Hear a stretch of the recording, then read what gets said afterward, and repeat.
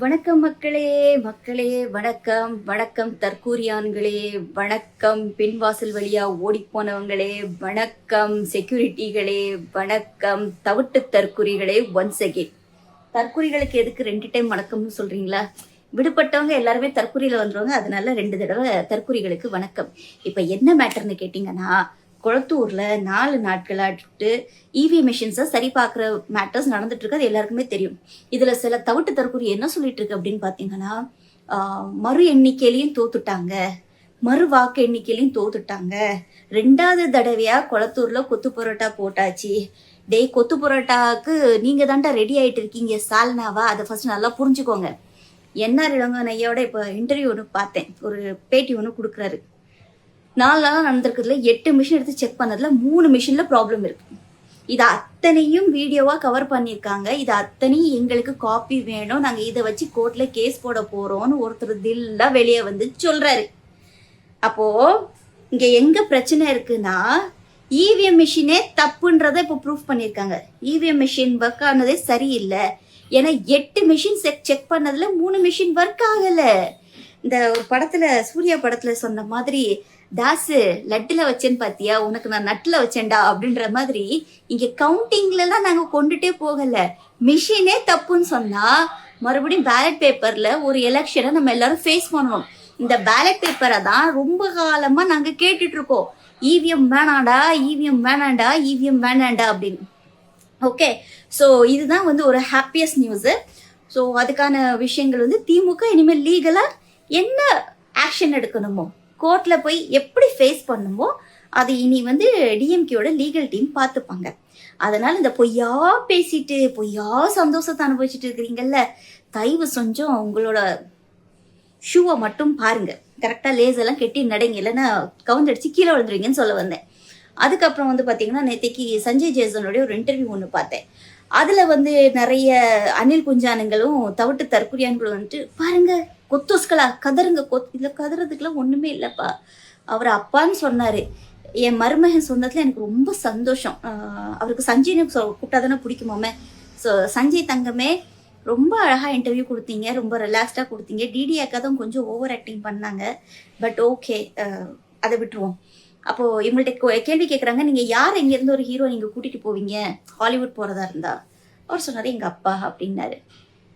அதுக்கு கீழே நிறைய கமெண்ட்ஸ், எங்க அண்ணனை பத்தி, எங்க அண்ணன் பையன் அப்பான்னு சொன்னோன்னே எனக்கு என்னமோ நாங்கள் ரொம்ப எமோஷ்னல் ஆயிட்டேன், எனக்கு என்னமோ கண்ணில் கண்ணீர் வந்துடுச்சு அப்படின்னு. அதுக்கு ஒரு 14,000 லைக்கு. ஏண்டா தற்கூரிகளா, அந்த பிள்ளைக்கு தாண்டா அப்பான்னு கூப்பிடுற அனைத்து ரைட்ஸும் இருக்கு, அந்த பிள்ளை அப்பான்னு தாண்டா கூப்பிடும். இதுல உங்க கண்ணுல எங்க இருந்துடா தண்ணி வந்துச்சு? 1.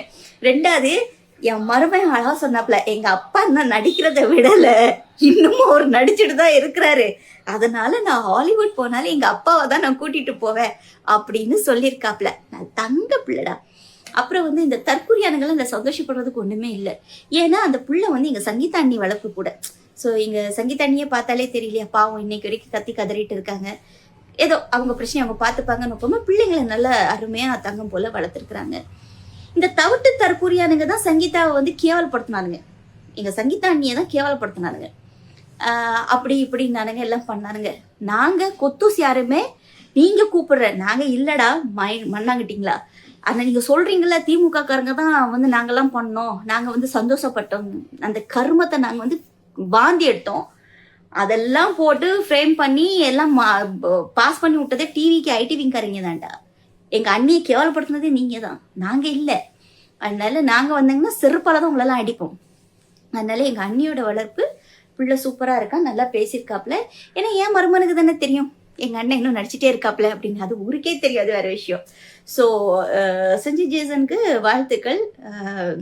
நிச்சயமா அப்பா வந்து நீங்க ஒரு ஹாலிவுட் படத்துல நடிக்க வைக்கணும், உங்களுக்கு இல்லாத உரிமையா தங்கமே, உங்களுக்கு தான் ஃபர்ஸ்ட் ப்ரிஃபரன்ஸ். இதுல இன்னொரு விஷயம் எனக்கு தெரிஞ்சிச்சு, நீங்க என்னதான் வந்து மேட்சிங்கா ட்ரெஸ் போட்டுட்டு வந்தாலும், நீங்க என்னதான் வயிற்றுல கிரியேட் பண்ணுன்னு 5 கேக்க வச்சு நீங்க பர்த்டே கொண்டாண்டாலும், உரிமைப்பட்டவங்கன்னு ஒருத்தங்க எங்க அண்ணி இருக்காங்க, உரிமைப்பட்டதுன்னு எனக்கு ஒரு மருமகனும் இருக்காங்க, இவங்களுக்கெல்லாம் அப்புறம்தான் நீங்க. அவங்கள நீங்க யாராச்சும் ஸ்டாப் பண்ண முடியுமா? ஓ நீ அப்படி கூப்பிடக்கூடாது, நீ அப்படி சொல்லக்கூடாதுன்னு.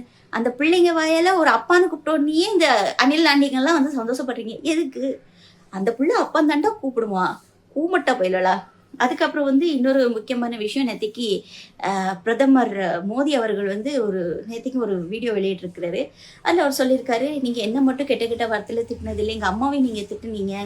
சரி, என் பிள்ளைங்க தானே, நீங்கள்லாம் வந்து வழி தவறின பிள்ளைங்க, நிச்சயமாக ஒரு நாள் மாறுவீங்க, திருந்துவீங்க, நான் நம்புகிறேன், உங்களை நான் தண்டிக்கிறதுக்கெலாம் எதுவுமே இல்லை அப்படின்னு சொன்னார். ஆனால் நிஜமாக அது தவறான விஷயம். யாராக இருந்தாலும் சரி, உங்களுடைய எதிர்ப்பு காமிக்கிறீங்க, அந்த எதிர்ப்பை வந்து சரியான வழியில் காமிச்சு அது எல்லாருக்குமே மரியாதை. நம்ம வந்து சும்மா அந்த கேங்ல இருக்கோம், ஏதோ கத்தலாம் கதறலாம், யாருக்கும் தெரிய போறது இல்லை அப்படின்னு நினைக்கிறேன். அந்த பொண்ணு வேற மன்னிப்பு வீடியோ போட்டிருக்கு. நிஜமா அது ரொம்ப ரொம்ப தவறான செயல். இளைஞர்கள், குழந்தைங்க அந்த மாதிரி பண்ணக்கூடாது. இதைத்தான் நாங்கள் திருப்பி திருப்பி சொல்றோம். தவிட்டு தற்கொலை மாதிரி ஒரு விஷயத்த செய்யாதீங்க. நீங்க செய்யற விஷயம் நியாயமா இருந்தாலும் நீங்க செய்யற சில தவறுனால அதுக்கு வந்து முழுசுமாவே அது வந்து தவறா போயிடும். அப்போ அவரை வந்து பேசுற அளவுக்கு நீங்க வந்து பண்றீங்க அப்படின்னா அது நிஜமாவே வருத்தத்துக்குரிய விஷயம்தான். ஒரு பிரதம மந்திரிட்டு நம்ம கேள்வி கேட்கலாம், நம்ம வந்து நியாயமா போராடலாம்.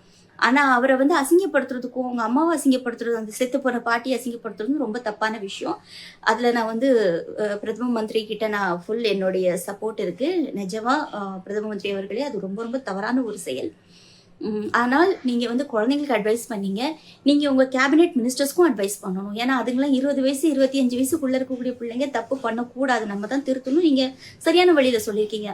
ஆனா 50 வயசு 60 வயசு 70 வயசான கழுதைங்களும் இந்த பாராளுமன்றத்துல இருக்காங்க.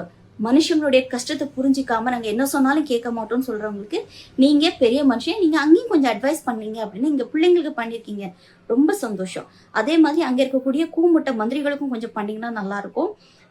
மற்றபடி இப்போதைக்குள்ள ஹாட் நியூஸ் அவ்வளோதான். அண்ணன் சீக்கிரமா ஹாலிவுட்ல ஆடுவாரு அப்படின்றத நம்ம எல்லாரும் எதிர்பார்ப்போம். நன்றி, வணக்கம்.